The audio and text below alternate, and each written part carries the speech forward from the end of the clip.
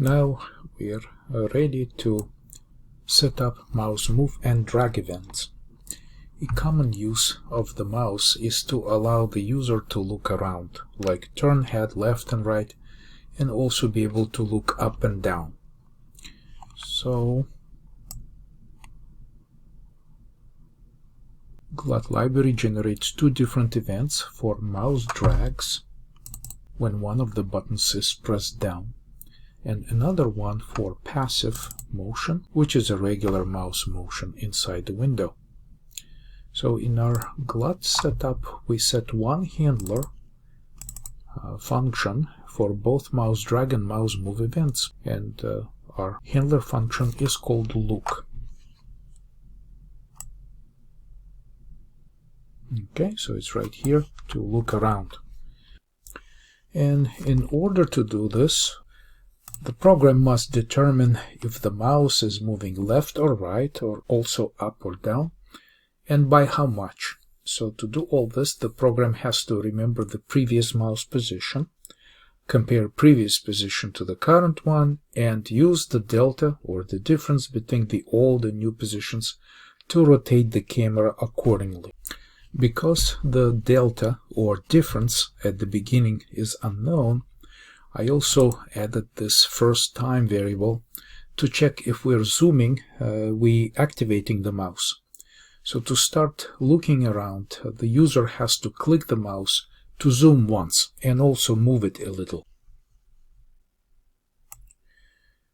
By subtracting the current mouse position from the old one, we determine how much of a difference there is in the mouse movement.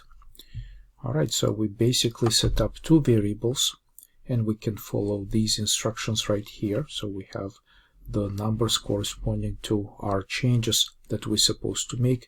We need to create these two variables, previous mouse X and previous mouse Y, and keep updating them based on the mouse motion. The previous mouse position is this, the previous Y position is this, these are the new mouse coordinates.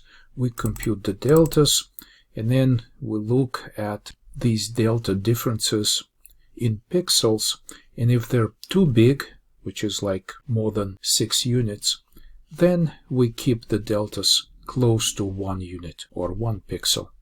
Also, if we're zooming, then we have to divide these variables, these differences, by 10 or even bigger number. If we are not doing this, it will be very difficult to control the camera in the zooming mode.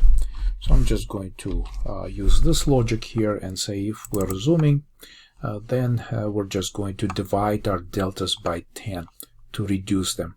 And this is adjustable. We may even decide to tweak these numbers a little bit to get the best out of our performance.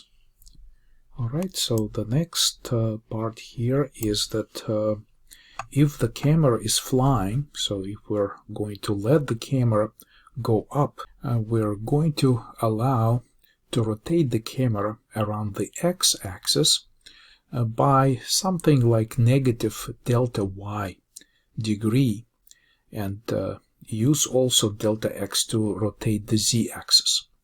So you will see that sometimes we have to divide those deltas by a factor of 50 or so to adjust to the actual sensitivity of the mouse relative to the resolution of our screen.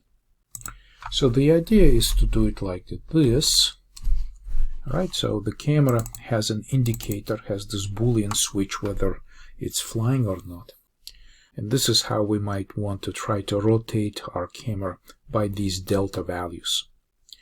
Now, number 6, if the camera is not flying, then we're going to use delta y to rotate around the x-axis and delta x to rotate around y-axis. And we're also going to need to divide by some constant value, perhaps 50 or some other value, also depending on the sensitivity of the mouse and the resolution of our screen. So I'll actually try to increase this to 150. And just remember that the first time you may try to do something like this, and this is wrong. You actually have to mix these rotations around Y and here also accordingly. And now we must remember the previous mouse X and previous mouse Y coordinates by simply saving the current mouse positions as the previous positions before we exit our function.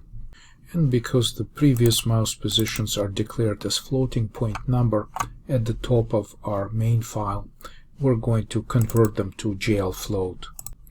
So let's do a little bit of testing of these values and our current logic.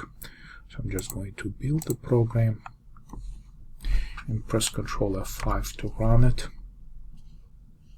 Then perhaps what I can do is press the S key to move away from the object, and now if I start dragging the mouse, now the mouse got activated, and you can see that we can start moving in different directions by controlling the direction of the camera while using the mouse. Alright, so this camera is not currently flying, so we're just going to set it up. And I also want to change the speed of motion to slow it down a little bit. So let me try this. Our speed is set down here in the bottom of our main function, and I'm just going to reduce it by a factor of 10 and try this again.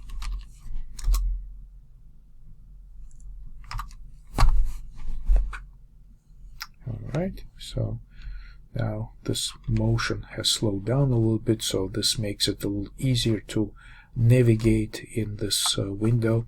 So we have to zoom, click the zoom button and move it a little bit first to be able to activate the mouse looking around motion.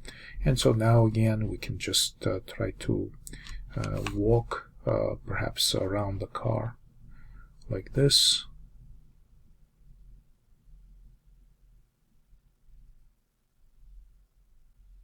And my motion is a little bit slow, but that's okay. I'm just testing what we have so far.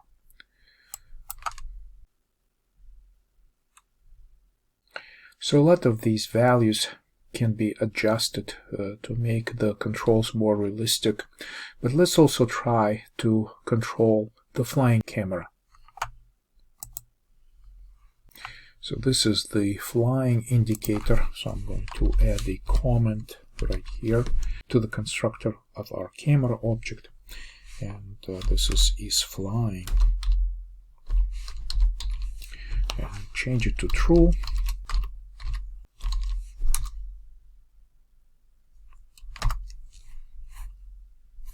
And so this time we should be able to fly above our plane. So once I start moving the mouse, we can try to actually fly, right? So right now we're just flying above this plane, and now we have this floating motion. So it's not bad. It's actually easier to control than walking on the ground. So I'm just going to continue using the flying mode while we're doing our testing. Okay.